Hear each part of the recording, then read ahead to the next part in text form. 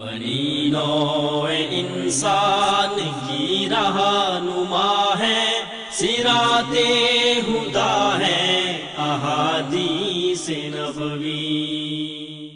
نحمدہ ونصلی علی رسولہ الکریم، اما بعد فاعوذ باللہ من الشیطان الرجیم، بسم اللہ الرحمن الرحیم۔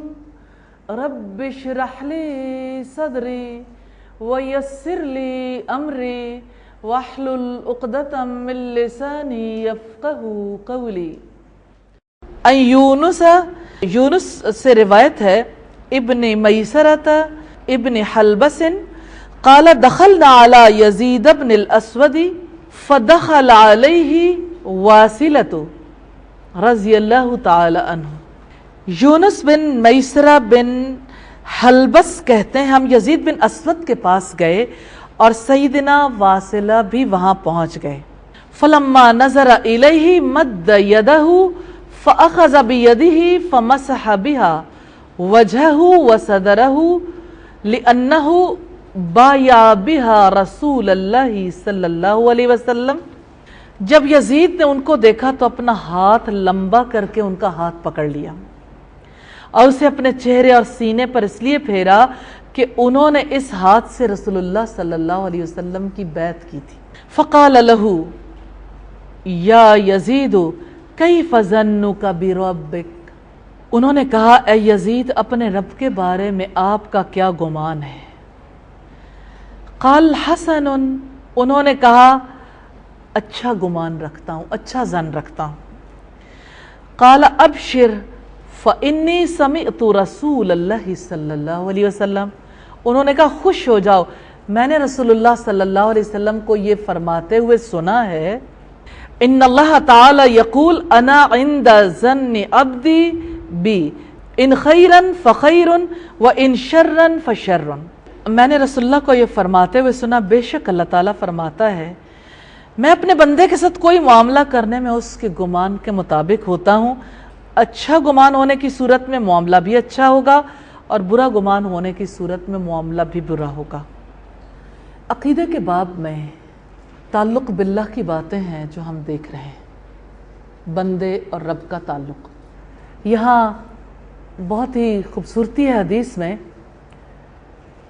حدیث کے الفاظ میں دیکھیے گا ایک ساتھی دوسرے ساتھی کا ہاتھ یعنی ہاتھ آگے بڑھا کے اس کے ہاتھ کو پکڑتا ہے، اپنے چہرے اور سینے پر اس لیے پھیرا ہے کہ اس ہاتھ نے رسول اللہ سے بیعت کی ہے۔ یہ اصل محبت رسول اللہ صلی اللہ علیہ وسلم سے۔ پھر دوسری بات ہم یہ دیکھتے ہیں کہ انہوں نے کہا اے یزید اپنے رب کے بارے میں کیا گمان رکھتے ہو؟ اب آپ دیکھیے گا دو ملاقاتیوں کی کیسی ملاقات ہے کہ یہ بتاؤ رب کے ساتھ کیسا معاملہ ہے۔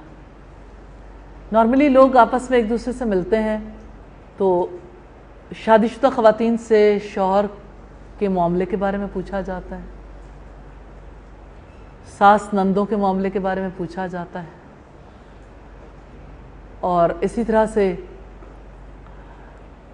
دیگر یعنی جہاں جہاں بھی لوگ رہتے بستے ہیں ارد گرد والوں کے بارے میں پوچھا جاتا ہے۔ یہ رب کا تعلق کتنی خوبصورت چیز ہے، جو اللہ کی خاطر محبت کرتے ہیں انہیں اس تعلق کی حفاظت کی فکر ہمیشہ دامنگیر رہتی ہے۔ اور یہاں اپنے ساتھی سے یہ پوچھنا کہ اپنے رب کے بارے میں کیسا گمان رکھتے ہو، تو انہوں نے کہا بہت اچھا گمان رکھتا ہوں۔ خوشخبری دی خوش ہو جاؤ، میں نے اللہ کے رسول کو یہ فرماتے سنا ہے بے شک اللہ تعالیٰ فرماتے ہیں میں اپنے بندے سے اس کے گمان کے مطابق اس کے ساتھ ہوتا ہوں۔ اچھا گمان کرنے کی صورت میں اچھا معاملہ ہوگا، برا گمان کرنے کی صورت میں برا معاملہ ہوگا۔ صحیحہ میں یہ 1663 نمبر پر ہے۔ اس حدیث میں اللہ تعالیٰ سے حسن ظن رکھنے کا سبق دیا گیا کہ اللہ تعالیٰ سے اچھا گمان رکھو۔ اللہ تعالیٰ سے حسن ظن رکھنے سے مراد یہ ہے کہ اپنے نیک اعمال اور برائیوں سے اجتناب پر اللہ تعالیٰ سے اچھی امید رکھنا۔ سوال یہ پیدا ہوتا ہے کہ حسن ظن انسان کب رکھ سکتا ہے؟ یہ بڑی اہم بات ہے۔ اب دیکھیے کہ جہاں پر لوگوں کے آپس میں اختلافات ہوتے ہیں وہ اپنی اس نفسیاتی کیفیت کو محسوس کر سکتے ہیں کہ ایک فرد جب دوسرے سے اختلاف رکھتا ہے، بغض رکھتا ہے، حسن ظن نہیں رکھ سکتا، رکھا ہی نہیں جاتا جب تک دل پاک نہیں ہوتا، بغض یقیناً نکل نہیں جاتا۔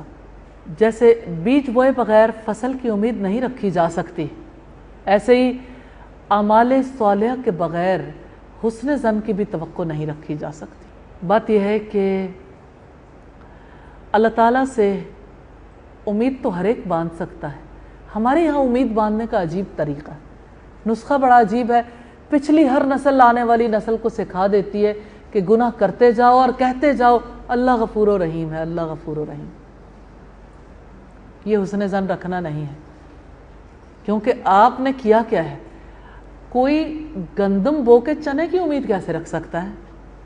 آپ خود بتائیے، بھلے سے چنے کی قیمت زیادہ ہی ہو، کیسے ممکن ہے کہ کوئی دنیا میں کچھ بھی نہ بوئے اور توقع یہ رکھے کہ بہت بڑا کھیت اگائے گا، بڑی فصل کاٹوں گا، بڑے باغات اگیں گے اور بڑے مزے کی عیش کی زندگی ہوگی۔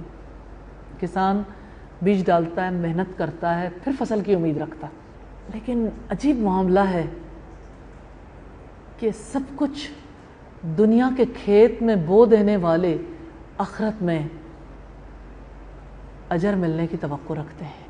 اس دنیا میں جو شخص آخرت کے لیے عمل کرتا ہے وہ آخرت کی کھیتی بوتا ہے، آخرت میں وہ اس کا پھل کھائے گا، اور جو دنیا کے لیے کام کرتا ہے، دنیا کی کھیتی میں اپنے اعمال کی فصل بوتا ہے، تو اسے دنیا مل جاتی ہے، آخرت میں کچھ نہیں ملے۔ تو یہ سچا حسن ظن نہیں ہے کہ ایک انسان اللہ تعالیٰ سے خوف نہ رکھے برائی کرتے ہوئے، گناہ کرتے ہوئے اللہ تعالیٰ کا ڈر نہ رکھے، برملا برائی کر جائے اور بس حکمیہ یہ چاہے کہ اللہ تعالیٰ کو ہر صورت مجھے معاف بھی کرنا ہوگا اور مجھ پر رحم بھی کرنا ہوگا، نعوذ باللہ۔ تو اللہ تعالیٰ کے فیصلے برحق ہیں، وہ عادل، وہ ہر ایک کو اس کے کیے کا بدلہ ہی دے گا۔ تو جو لوگ برائیاں کر کے حسن ظن رکھتے ہیں اللہ تعالیٰ کے ساتھ، وہ شیطانی فریب کا شکار ہے، خود فریبی کا شکار ہے۔ اس خود فریبی سے انہیں نکلنا چاہیے۔ نبی صلی اللہ علیہ وسلم اللہ تعالیٰ سے سب سے بڑھ کر حسن ظن رکھنے والے تھے، اللہ تعالیٰ کے احکامات پر چلتے تھے، اور حق یہ ہے کہ ہر بندے کو اللہ تعالیٰ سے حسن ظن رکھنا چاہیے، لیکن اپنے اعمال کی طرف بھی دیکھنا چاہیے۔ مومن اسی لیے امید اور خوف کے بین بین ہوتا ہے کہ اسے اپنی نیکیوں کے قبول ہونے کی امید بھی ہوتی ہے، لیکن اپنی برائیوں اور اپنی غلطیوں سے خوف بھی آتا ہے۔ پھر اللہ تعالیٰ کی رحمت سے وہ اس لیے امید باندھتا ہے کہ اپنی طرف سے پوری کوشش کرتا ہے۔ تو یہاں حسن ظن رکھنے سے مراد یہ ہے کہ اپنے نیک اعمال کی وجہ سے، برائیوں سے اجتناب کرنے کی وجہ سے اللہ تعالیٰ سے اچھے انجام کی امید رکھنا۔ تو اچھے انجام کی امید باندھ کر ہی چلنا چاہیے۔ اللہ تعالیٰ ہمیں حسن ظن رکھنے کی توفیق عطا فرمائے۔ نبی صلی اللہ علیہ وسلم نے فرمایا، حسن ظن حسن عبادت میں سے۔ بنی نوع انسان کی رہنما ہے، صراط ہدیٰ ہے احادیث نبوی۔